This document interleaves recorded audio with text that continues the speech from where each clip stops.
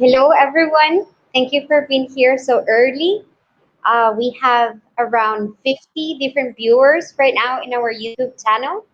Remember that this is a series of workshops that we'll be having during the week. This is the second one. So if you didn't have the pleasure to meet Jeff yesterday, this is Jeff Macovena, I think, if I said it correct. That's correct. He's going Perfect. He's going to be here this week with us until Friday. So it's until Friday that we're going to be here from 5 to 6 Panama time. And I hope that everyone can join and enjoy this wonderful week. Thank you, Jeff. All right, thank you. So if you didn't watch yesterday, just a recap of what we did. We talked about mobile learning strategies and tips on building your classes online, asynchronous and synchronous teaching, and whatnot. So that is still available on YouTube. Everything that we do this week will be recorded and is being recorded now, and you can always go look at that. And there, I also talk a little more about myself. So I won't repeat all of that, but I will just say that I've been teaching for about, let's see, 18 years now, a long time. And I live in New York. I'm here in Lower Manhattan now. I'm between the World Trade Center, the Freedom Tower, and the Brooklyn Bridge on the other side. So I'm right here in the middle of it all. And today, we're going to talk about learning management systems. And I want to give kind of a broader overview of learning management systems because there are actually a lot of learning management systems out there. There are some that are used more often in education, some that are used more often in business. So, obviously, we're going to focus on the things that you might be doing in education. So, let's start with just looking at what are learning management systems. So to start off, you'll see here, it is online software that is a home for your course. This is the place where you basically put everything that you're doing in your class, all of the asynchronous stuff, all the links to the synchronous portions of your class, everything will go onto your learning management system. It's a place to deliver resources, any readings, any listening audios, videos, your self made presentations, which we talked about yesterday, assignments that you have, quizzes, things like that will all be housed and sort of live there on your learning management system. You can foster interactive communication as well. That's especially important in language classes, which is what we're focused on today. So it's a good place to have those communications, both written and in some cases video, audio communication as well. And you can assess your students' achievement there too. A real benefit of a learning management system, even if you are teaching in person or yesterday we found almost nobody was teaching in person who was attending the webinar live. But if you are, or if you will be in the future, you can keep all of these resources, everything organized on the learning management system, and you can copy it over and move it from one term, one unit, one year to the next, which is really useful for teachers who put a lot of time and effort into these things. And you don't want to lose it. You don't want to have to recreate it every term. And this is a way to keep that continuity. So on the screen here, you'll see I have just 4 learning management systems. There are many, many more out there. WebCT was what I used when I was in college. I don't hear a lot about it in education much anymore, but it is still out there. Canvas is very popular if you've taken any American English courses. A lot of them use Canvas now. Google Classroom, we're going to look at today because it's free and it's open to everyone. Schoology is another one that is free. It's based on the Moodle system, which is yet another learning management system that's out there. So there are a lot of these, and I don't want to focus on any one in particular. I want to focus on the best practices for setting up learning management systems, regardless of what they are, regardless of what system they are on. So I always like to start with some kind of statistic or a number. And here we have 3 billion US dollars. It's a lot of money. So it says here the e learning market in Latin America is expected to generate $3 billion in revenue by 2023. And then I list the source there on the slide. So you see e-learning is coming up, and it has been increasing over the years, but it was really accelerated, of course, by the pandemic. And while people first were in an emergency situation, emergency remote learning, they now have switched and are transitioning more. You may find this yourself. You may be transitioning more to thinking how you can make what you are doing more sustainable, how you can take the resources and organization and use it semester after semester or year after year or term after term. And that's what a lot of the e-learning market is about.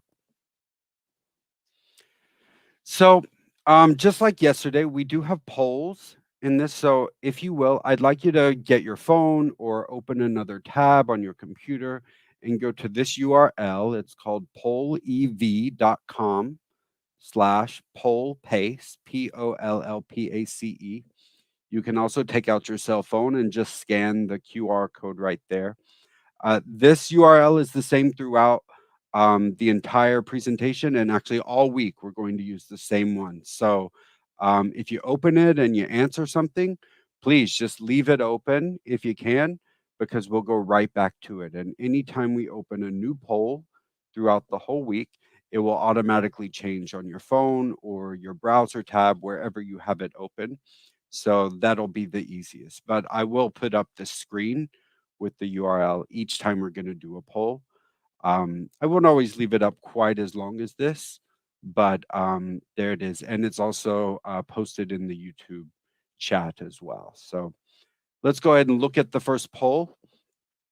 You can look up at the top for the URL, pollev.com/pollpace. You see a lot of people are already responding, which is great. We've we get real-time results with Poll Everywhere. I mentioned yesterday, Poll Everywhere is a free resource that you can use if you have up to 40 people doing your poll. So for most classes, it would work to use. So my first question was, which LMS are you using with your current classes? And we have a lot here. We have Google Classroom, looks like around 15%, Canvas, Moodle, Blackboard, Schoology. You see, we've got a lot. They're sort of spread out there. You see, other has a lot, has almost a third of the people are using something else, and that's because um, there are literally hundreds of learning management systems available out there. And as I said, many of them are geared more toward the business side, and human resources departments use them when they want their employees to learn something, to remember something. But obviously, in education, we use them in our courses. Um, so, this is just a question to get an idea of what you guys are using. Monica, do we have any questions coming in, or any comments about any of these learning management systems? Yes. People are saying that they're using WhatsApp for now and they're not using an LMS. So, yeah, Right. basically the ones that you put there are the ones that are using. But I just wanted to comment on that. People are using a lot WhatsApp, which is not an MLS, but they're relying on it. Yeah, and we're going to talk more about that later in the week. We have a day for social media, and we're talking about WhatsApp and how we are using WhatsApp to keep in touch with our students that way. As you said, it's not a full LMS, but what we've had to do, especially this last year, is we've all just had to transition. We've had to do whatever we could. And so that was one resource that people had. The Yes, problem, go I'm ahead. sorry. They're also mentioning Microsoft Teams. Oh, okay. Yeah, Microsoft Teams. That's a good one as well. It's coming up more recently. Skype is transitioning one of their business products into Teams. So a lot of corporations, especially, are using that. But then schools, if they have the Microsoft Suite, meaning they have Microsoft Office and Outlook type email, they have access to Teams. So generally, a lot of schools and universities will at first use whatever is connected to the systems they already have, because obviously everywhere we've got to think about money and whatnot. Um, so as you can see from the poll, the point is people are using a lot of different learning management systems, LMSs, as we say. It looks like nobody has chosen Brightspace, which is actually what my university is using now. We've just transitioned over beginning in January, so that's why I added it there. But I guess I'm the only one using it for now. Um, but thank you guys for answering the poll. As I said, please keep the poll open on your tab or your phone if you can, because as we move on and have other polls, it'll be the same URL, the same thing, and it will automatically change on your phone. So let's move on. All right. Let me start again. Present. Okay, there we go. So I want to talk about organizing your LMS because that's the most important thing. It's what you should do first. It's what you should think about first because in the same way you need to plan and organize a class, the way you need to plan and organize content for your syllabus or for your year, your term, you need to do it on your learning management system. So the first thing you must choose is how to organize your learning management system. And there are some questions to ask in order to determine the best ways of doing that. First, do you have units? Do you have modules? How is your content organized? Maybe you have different vocabulary each week and you want to organize it based on that. Or maybe you're going by chapters in your book that you've been given by your school system or that you found somewhere for the students to use. How often do you have class? That's important as well. So, if you have class every single day, that's going to be a different kind of organization than if you only meet once a month, for instance. You might have more modules, more folders, if you will. And we'll look at those in a second. But think about these things when you're thinking what is the best way to organize your class.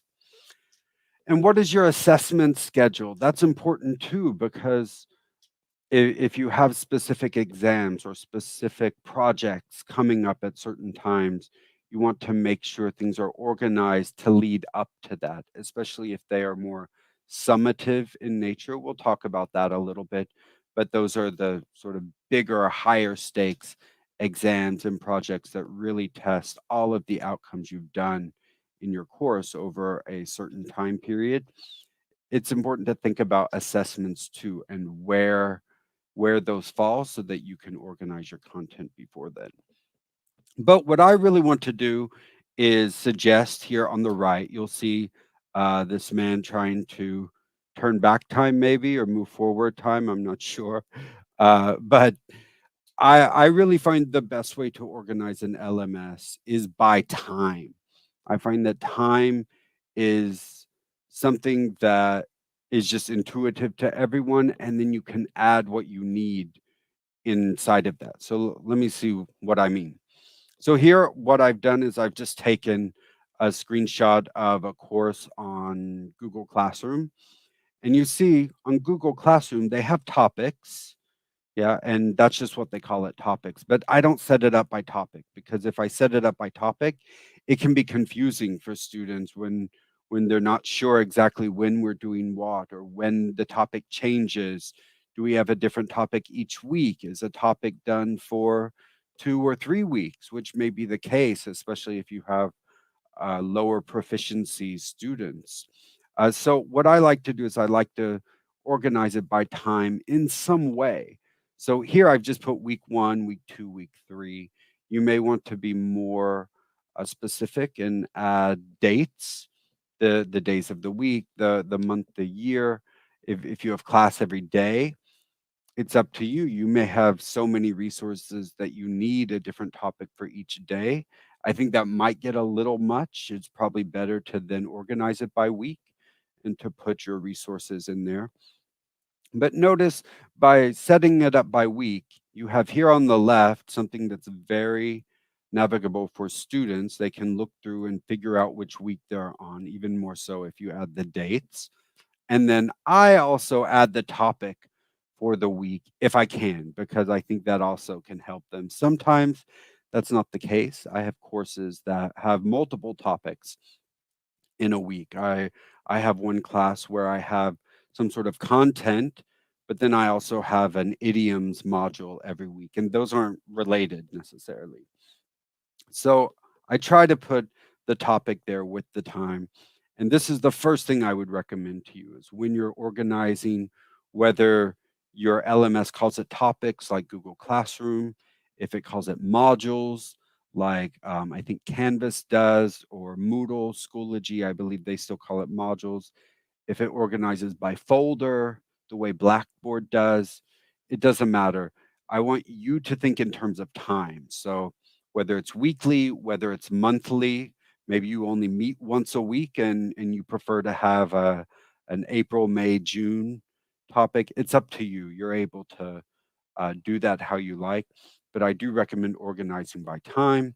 And here's some of the benefits of that. So, first, you add the content you're teaching to something that they understand, meaning obviously students understand time. They understand when week one is versus week seven, right? They understand when the month is versus 3 months from now. So they don't have to think in terms of just the topic. If they just see, if I go back here very quickly, if they just see living in the air, they may not know when we're doing that topic.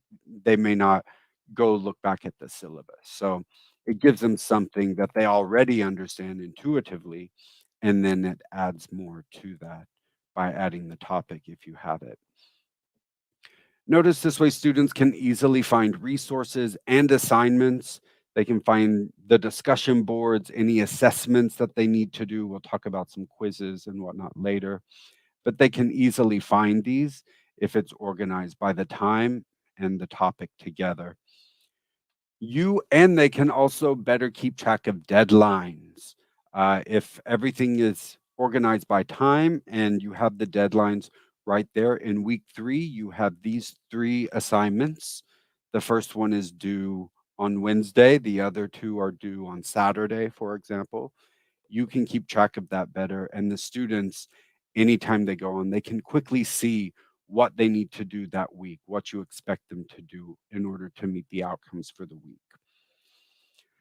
Depending on the LMS, the learning management system, you can hide folders for future weeks and units. So this may not be an issue right now if you've just started using your learning management system, because sometimes, especially the first time around, we come up with it as we're teaching it. We don't have weeks to plan everything out beforehand.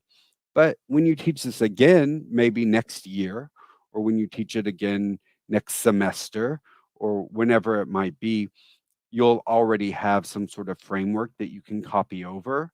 And then you're going to have all of your weeks or all of your units and months, whatever it is, sort of sketched out like an outline at the very least, hopefully with lots of resources and assignments already done that all you have to do is edit. So depending on the LMS, you can also hide the folders for those future weeks. It also makes it very easy for students to go backwards. So students like to review previous resources and assignments. Sometimes I'll put up content that I've created. Yesterday, we talked about creating your own content. We talked about making it evergreen so that you can use it term after term after term. But sometimes I'll get maybe a few views on it at first, but then before the exam, I see 3, 4, 5 times as many views because they go back and they look at it. They pay more attention to it. They watch it multiple times. And when it's organized by week, that's often easier for them to go back and find it. When did we do that? What unit was it in? And go back and look at it. And they can find these assignments based on when they did them. Now, why do I bring this up? I want you to see the alternative. I want you to see what I've seen before as a teacher, as a blended learning specialist. We have on the right here, this is from Blackboard. You see, it's a direct screenshot from a course at my university. And this is how the course was organized, not because of the teacher. This is how it was organized by default, the way our university set it up. But you'll see it doesn't have units, it doesn't have weeks or months or anything like that, even topics. All it has is basically assignments. It has documents where you would put resources. It has discussion boards. So you click somewhere to do all of those. It has a link to tools that you might use. These are usually for the outside resources that you're using or that the students may use, or assignments at the bottom. Maybe if you have a quiz or you have an essay due, assignments like this. But you can imagine if you're a student and you're coming into a class, it might be fine the first time you look at it. You're like, okay, I'll click on documents and see what's there. Maybe that's where the resources are.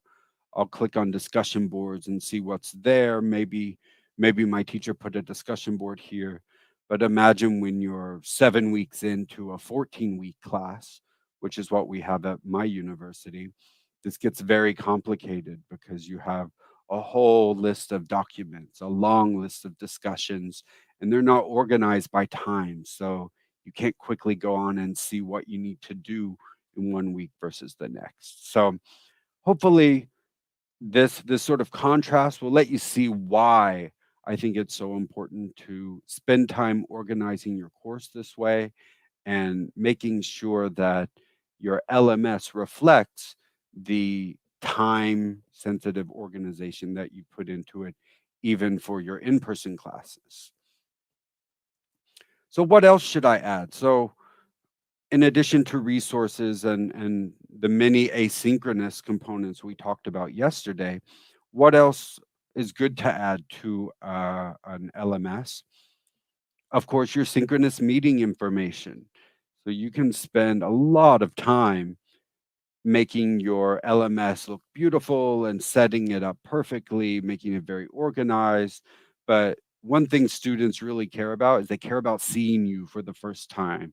They care about seeing who else is in their class. They care about that first, and they often don't view the class is starting until that has happened. Now, if your class is fully asynchronous, then that's a lot harder because you don't have synchronous meeting time. But if you do have any, understand that often students don't really feel or don't really register that the class has begun until they've had that first meeting. So make it very obvious when that meeting is. Don't bury that deep within your LMS. Put it right there at the top. If you have announcements or if you have a way of pinning things to the top of your LMS, the way Moodle or Google Classroom will let you, I really suggest you do that. Make sure it's there to your Zoom link, your Microsoft Teams link, as Monica mentioned earlier, your Google Hangout, whatever it might be. If you have a WhatsApp group, put that in there too. A welcome letter is important as well. A welcome letter lets students see that you're a real person on the other side. They want to know who their instructor is. To they want to understand the class from the beginning, and a welcome letter is something tangible that they can sit and read, and they can take a lot of time reading it. You may think they don't, but actually when I put up a welcome letter and I put up a class syllabus on my learning management system, my welcome letter always gets more views than my class syllabus. I don't know why, but it does. We'll look at a welcome letter in a little bit. An introductory video is also good, showing you how to navigate your course, or not showing you, sorry, showing your students how to navigate the course. This is where you go on Monday, and on Mondays you're going to have these items, and this is a quiz, and show them how to do a quiz, and show them where the discussion board is, and explain what the deadline is for discussions, things like this. It helps to do that in a video. And that also saves you some time in your synchronous meeting if you have that, so you're not wasting it doing things that you could have done on the asynchronous time. Also links to other resources for the class. Of course, these are things like dictionaries. I like WordNik, nik.com, background information and videos. Maybe there are grammar points that they might want to review before they start what they're doing in your class. Same with vocabulary or reading strategies, tutorials about tools you'll use in the course. So I use a video discussion board in my course that has a bit of a learning curve. So one of the first things I post is a tutorial on how to use that. Not one that I created, but one that the company created. That's much better quality than what I could make. So I said I would talk about the welcome letter, and here's what we have here is an example of the welcome letter. I just put this up as a PDF, but I just want to explain what it is because this is often new to people, but it's something I really believe in. So, first, you introduce yourself. Let them know what to call you. Students don't always know what to call you, especially if you're at the university level. Do they call you Jeff? Me, Jeff? Do they call you Mr. Jeff, Mr. McElvenna, Professor? What do you want to be called? Put that in your welcome letter. A description of the course is good. If you look closely here on the right, I just have a short one paragraph description of the course. It doesn't have to be very long. This isn't your syllabus, but it may be a short description from your syllabus. They can get more information about the course content from the syllabus. This is more about the logistics of your course and welcoming them to this sort of atmosphere. Explain the modalities. That means synchronous or asynchronous. When are we meeting? When are things due? What day do you update the course? When do you put the new week or the new month on? When can they start working on stuff? These are things that they like to know. When is the synchronous meeting? Are there other meetings? For example, in my class, our Zoom link works at our class time, but I've also set up another weekly time for them all to meet and talk without me. It's not recorded. They can talk about me if they want. They can talk about the course, but it's there, and that's also very popular. And explain the first steps. They just want to know how to get started, especially if this is their first time in the course, their first time doing this. So explain that to them. Let them see what they need to do, where they need to go, even if it's just like I say here, leading them to the intro video. That will help them see what's next, help them get acquainted with the course. That first week in particular is always a little rocky. I used to put way too much in my first week because I always thought, all right, they need to learn this, they need to do this, that they need to choose groups, they need to work on these two modules rather than just one because it's important for them to have the background information to do the rest. And it was too much. The first week is always hectic where I am, and it's probably the same for you. So really walk them through those first steps, especially if you have a mostly or completely asynchronous course. Also, if there are class materials you use, if there's a textbook, if they need to buy a textbook, where do they buy it? How do they buy it? Is it something they buy at the market? Is it something they have to buy online, like an ebook? Is it something that's available for free, like an open educational resource, as we talked about yesterday? That's the kind of information that you need to put on here. Okay, so next I have another poll. So go ahead and open up your phone, open up the tab. Again, the same address we went to before, pollev.com, pollev.com/poll pace. And Pace University is where I work, so I'm using their account. They've been very nice to let me do that. So the question here, or actually what I want you to do is a little different this time. Now I want you to type one word, just one word, to describe how you are feeling about learning management systems so far. So the word is up to you. Maybe you're excited, maybe you're scared, maybe you're confused, maybe you're happy, maybe you're optimistic, maybe you're inspired. Yeah, lots of them. So let's see. The way this poll works is as you all type your words, they're going to create a word map here, and if the same word is typed more than once or two or three or four or many times, you're going to see it starts to get bigger like that. Optimistic there. You can see more people are typing that about their learning management system. So this is one I really like to do in synchronous courses. I like to ask things about how they're feeling, but also you could use the same kind of poll if you ask about vocabulary. Maybe you're doing vocabulary in your class and you want to say, "Hey, what word did you learn today? Of these 20 words, what's the one or what is one of them that you were the least familiar with?" And see what they say. So, Monica, do we have any comments from other people? Yes, people here are saying that they're excited, interesting, and they feel that they are more organized by using LMS.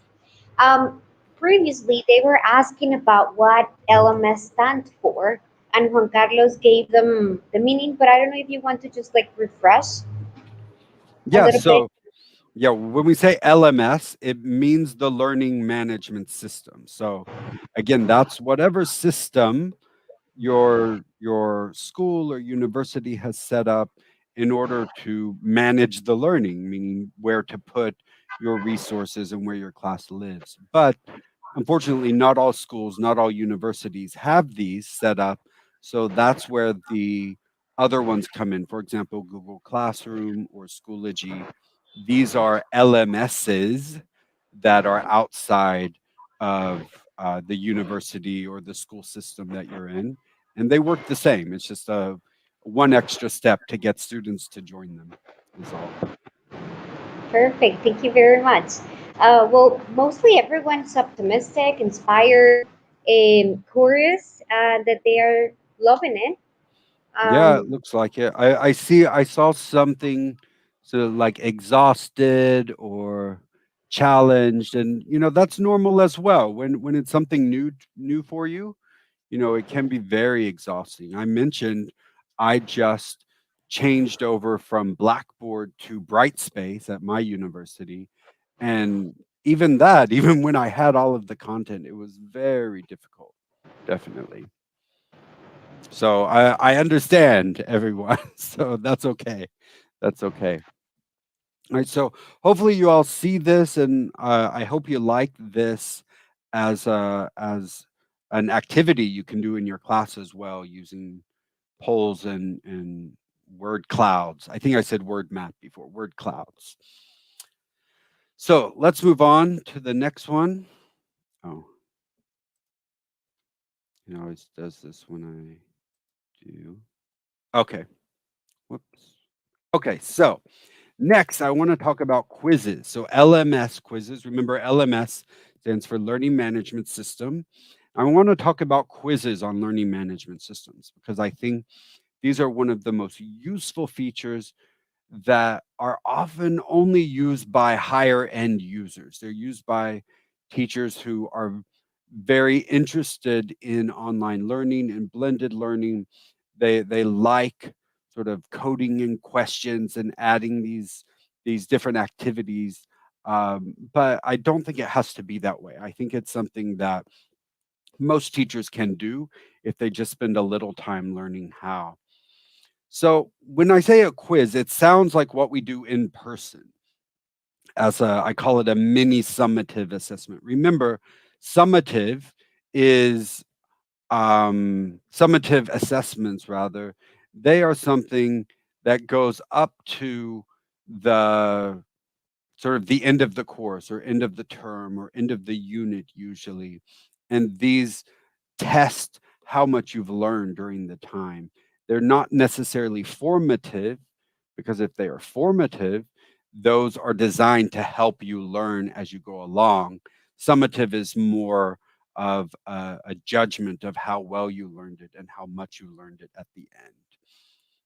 Um, so for me, LMS quizzes are more formative to help students learn concepts. Okay, I think that's an important distinction there. So when we say quiz, I don't want you to think it's Friday, I'm giving you a multiple choice quiz with 10 write 10 sentences after those multiple choice questions, and I'm going to grade it and give you a grade on Monday after I spend my whole weekend grading them, which I'm sure you all know about. Um, on the LMS, it's not like that because you don't always have the same security that you do in person. You're not standing over them watching them, you know. Yeah, there's software that can add security, like Respondus Lockdown Browser. Some of you may have used that depending on the setting you're in, but even those aren't great. So I want you to think of quizzes more as something that is formative, something that is going to help their learning as opposed to judge and evaluate how much they've learned. Something nice about LMS quizzes is that you can provide instant feedback for incorrect or correct answers. I think this is a great feature that we don't have in person. If you give someone a piece of paper or you give someone an exam with 3 pages, they don't get immediate feedback on whether that's right or wrong. And the you lose some opportunity to learn something there, some formative opportunity. So I think of these as low stakes practice. It's not like a high stakes quiz or exam that we might have in class. I suggest that you make your quizzes open book, allow them to use their books, allow them if they want to look things up. That might mean you don't just ask for the definition of something. You need to get them to use it in a different way so they can go look up the definition, but you're still giving them a task that they need to actually evaluate something on their own. Think of quizzes on your LMS more as homework, the way you would think of homework as being low stakes and not just how well you did this or not, but did this activity or did this assignment actually help you learn?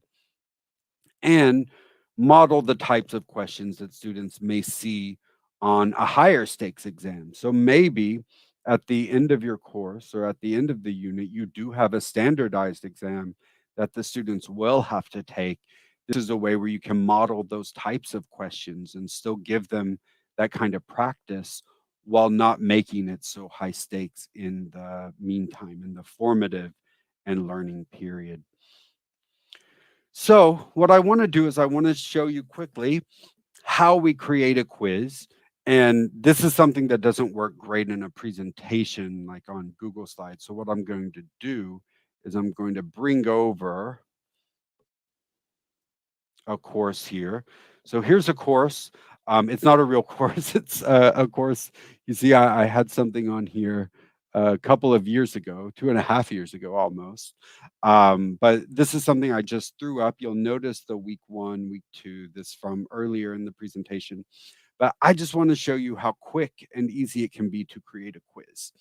So let's say we're in, I don't know, let's say we're in week 2 here. And in week 2, we want to create a quiz for students. I'm using Google Classroom right now just because it is available and open to everyone. But you guys can use your own or whatever learning management system you have. Almost all of them will have some kind of quiz capability. So here I'm going to click create and I'm going to go to the quiz assignment. And on the quiz assignment, I'm going to say week 2 video quiz.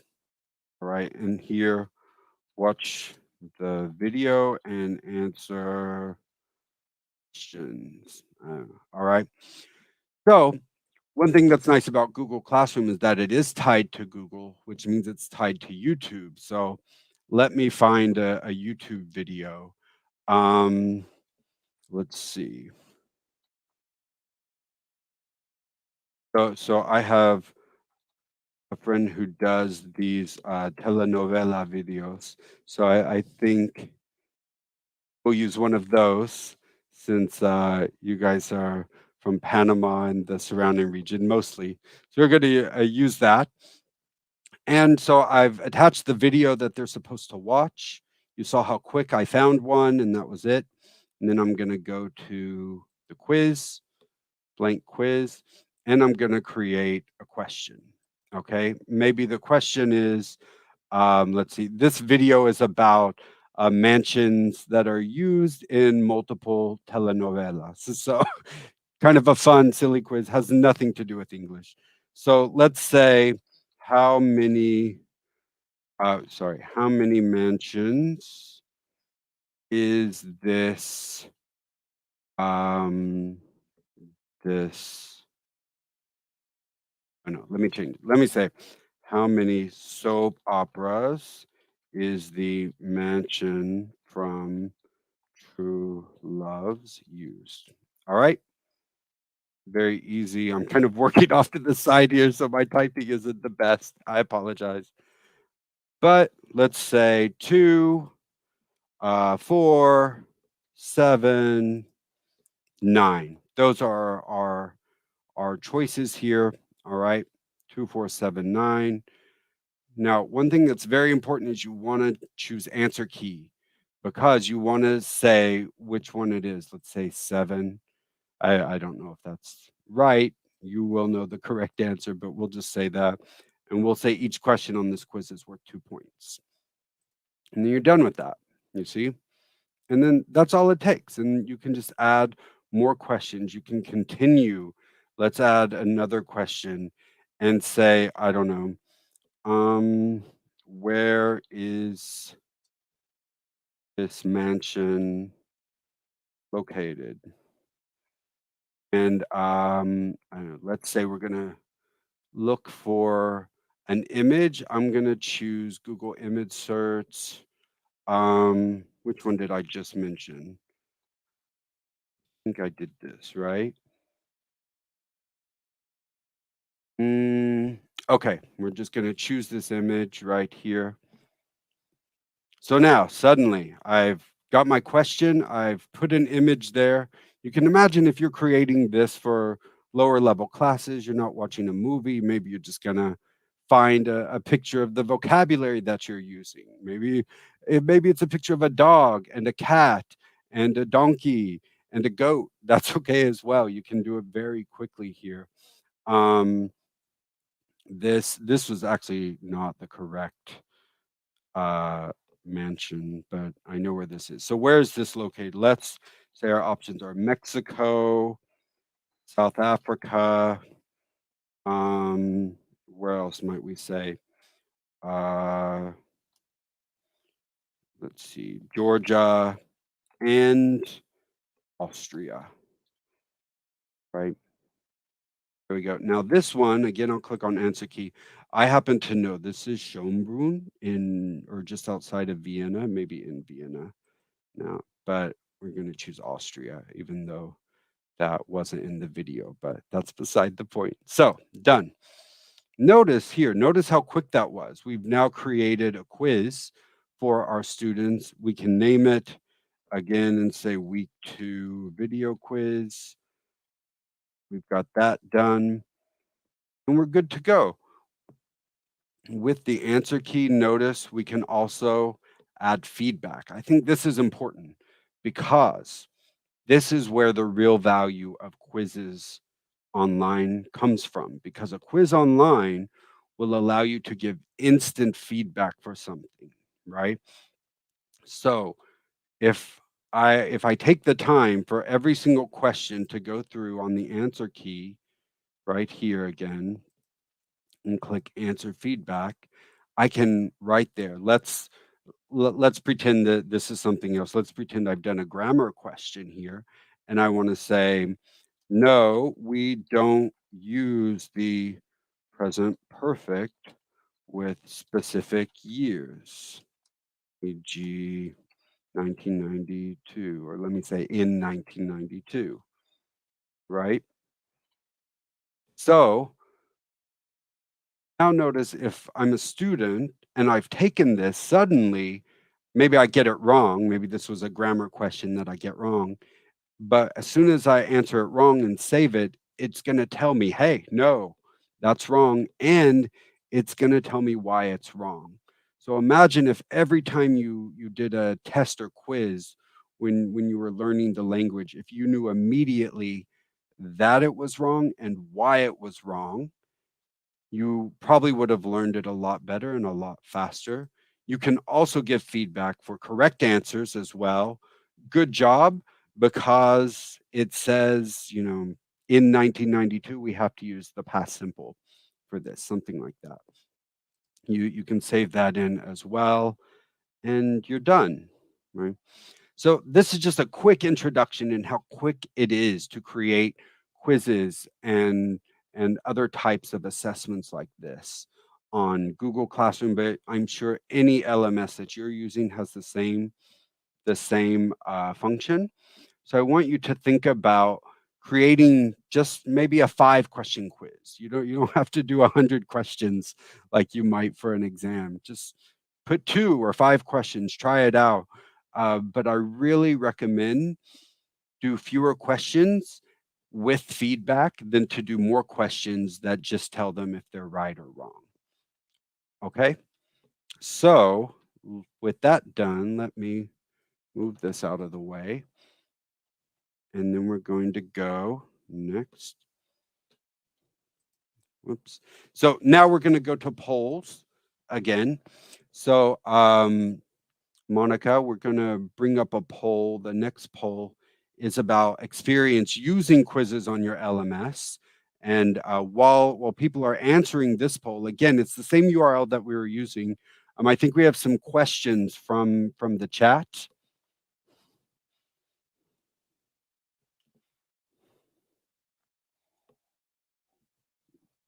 Oh, you're muted right now, Monica.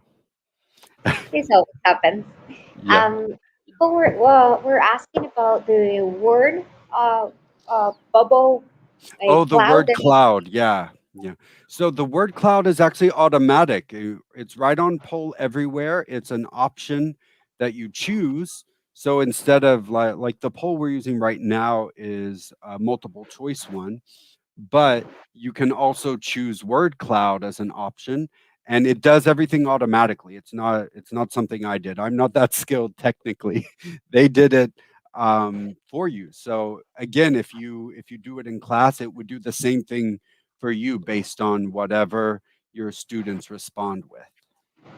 very good, thank you. And also, someone else suggested, and I think it's a very good initiative, that they can share the links that they use for creating tests if they use something besides Google Forms. So I think sharing is caring, and of course, you can put that in the comments, everyone that's listening. Yeah, definitely. Uh, so Google Classroom uses Google Forms to make a quiz, but other LMSs will use different functions, and some of them are a lot more robust, if you will. Some of them are a lot they look fancier, they have a lot more options. But the most important part is like this person was talking about is the content of it. We want to make it sort of fun. We want to make it engaging so that they can actually learn from it.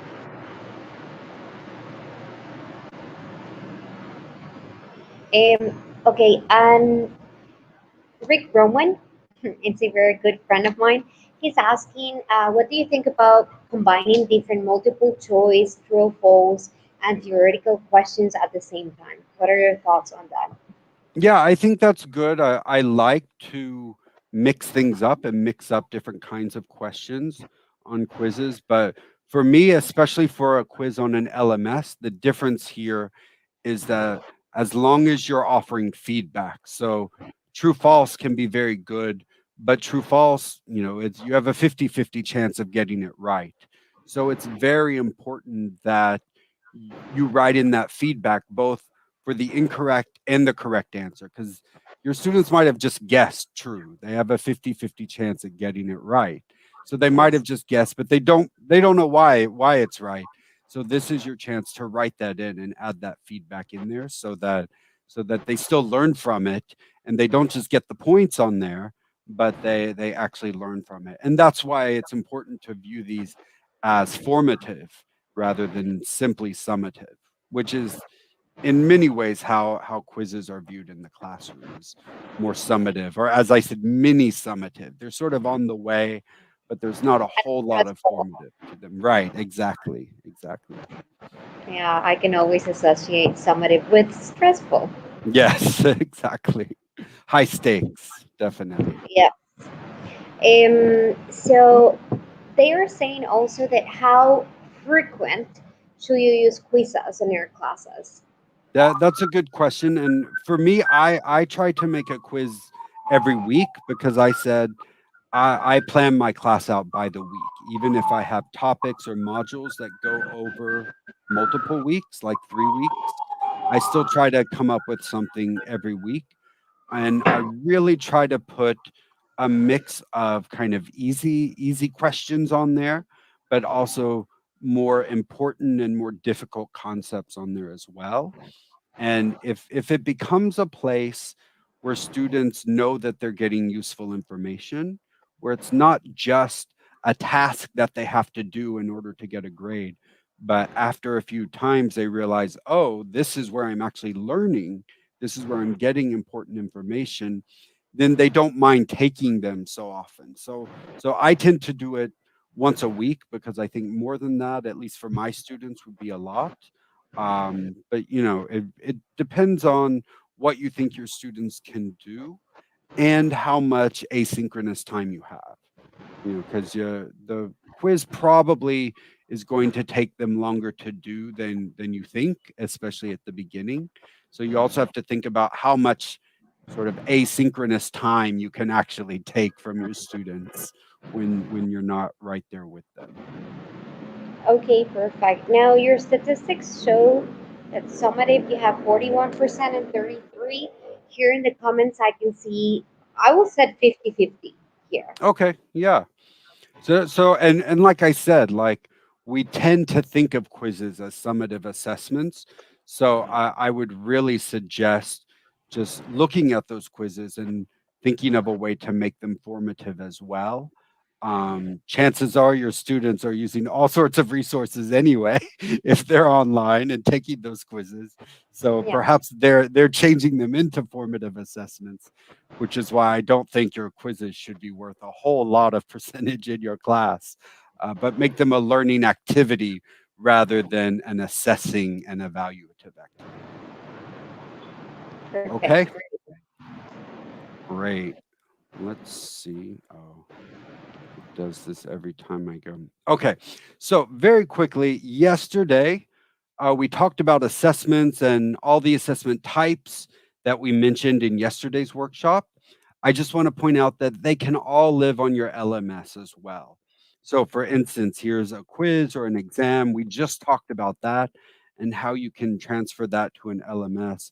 Presentations, again, they don't have to be synchronous like this, they can live on an LMS. There are many LMSs that offer video options, video feedback, or uploading videos where students can even perform presentations, can teach other students, things like that. Essays, of course, very easily, every LMS will allow you to upload an assignment. That's kind of the most basic, uh, the most basic assignment or task that an LMS will do. Reading and listening activities, of course, resources can go on there. You can use the quiz function to test their comprehension of those resources and group projects. So now that you see these all, you might recognize them all, but understand that these can also be done on LMSs. Most LMSs will allow you to take your whole class and break it up into groups as well. And you can give each group different projects or give them a different assignment. Maybe those students, a group of 4 students, are working toward one presentation and every group has a different topic for their presentation, for example. So just keep in mind that everything we talked about yesterday when we were discussing assessments as a way of planning out our asynchronous courses can live on the LMS too. So For the last thing, I do want to talk about fostering interaction and discussion boards. So most LMSs have some sort of discussion board feature. Some of them even have audio and video discussions. That's a really advanced feature, but it's really useful and it gets people more engaged than just writing, which they can do sort of from their bed. But if they have to record something, they're more likely to do it uh, in a more engaged way. And it allows students to comment on class reading or listening, videos, read other comments, and you can then use that interaction in those discussions to lead to your synchronous sessions. So I think this is really important um, to give a foundation to your students for everything that they might do. And oops, here we go. So, oh, let me see. Where are we? 1 second. Here we go. So, what I wanted to do, not quiz creation, I wanted to do this.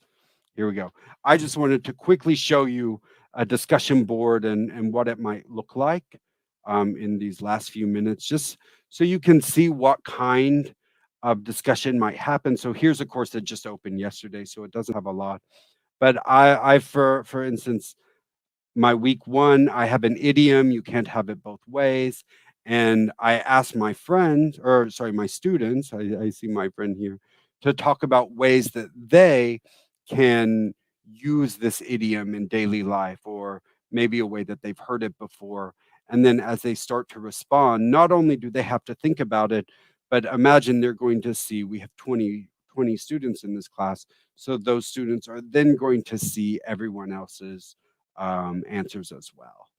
Okay, so just a way to think about using discussion boards, how you can use them as a foundation for what you will do in your synchronous time.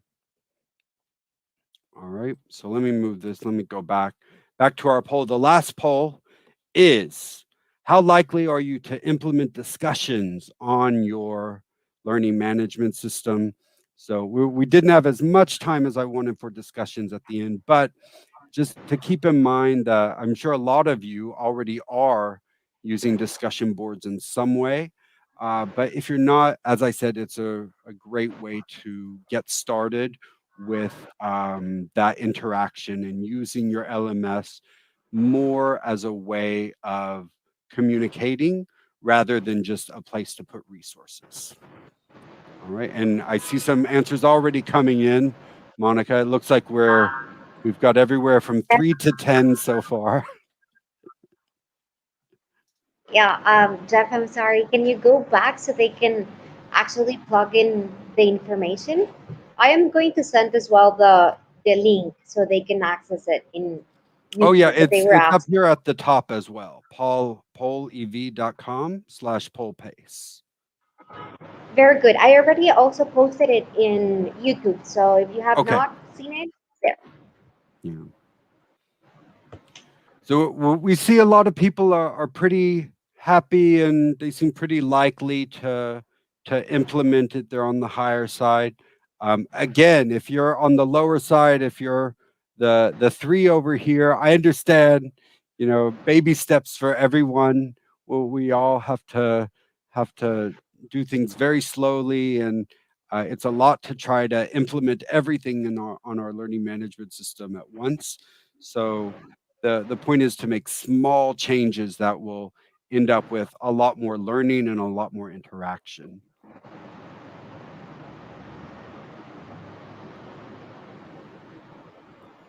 So any other questions before we finish up today, Monica? Very good. We have a lag of, I think, seconds, but if you have any questions, you can post them in the comments section. If we don't have to answer them, time to answer them now, I am copy pasting them so we can just go through them tomorrow. Okay, sounds good. Yeah, we can answer those even at the beginning of the session tomorrow. It'd be fine. All right. So before we go, just one last thing is a reminder coming this week. Tomorrow is where we talk about teaching through social media. That's going to be where we talk about WhatsApp, like was mentioned earlier, Instagram, Facebook, some of these ways that you can use them, whether or not you have an LMS. And just like yesterday, you're free to connect with me on Clubhouse or Instagram or even on LinkedIn. Thank you to everyone who wrote. I think I wrote back to everyone who asked me a question or connected in some way. So thanks a lot for your time, and I hope to see you all tomorrow as well. Very good. We just have one question before we close here. And this is from Janet Canales.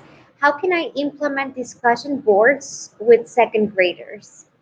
So, of course, it can be difficult with lower proficiency learners, but you just have to really shorten your questions and think about the outcomes of your course. So, if you have second graders who are just learning, sort of daily routine sort of things, like I wake up, I brush my hair, then you might even ask them, what did you do today? Something very simple that only requires a very short, sort of even memorized response.